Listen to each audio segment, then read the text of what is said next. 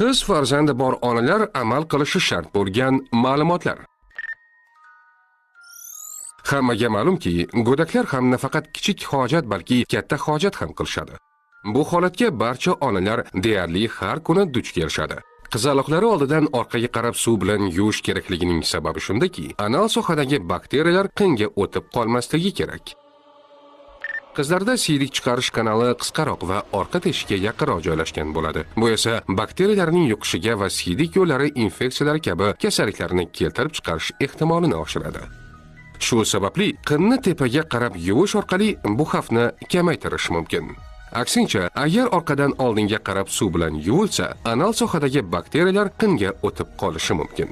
Natijada bu siydik yo'llari infeksiyalari kabi kasalliklarning rivojlanish ehtimolini oshiradi. Shuning uchun har bir ona gigiyenani to'g'ri yo'lga qo'yishi, qiz farzandining sog'lig'i va kelajakdagi salomatligini asrash uchun bu oddiy ammo muhim qoidaga qat'iy amal qilishi shart.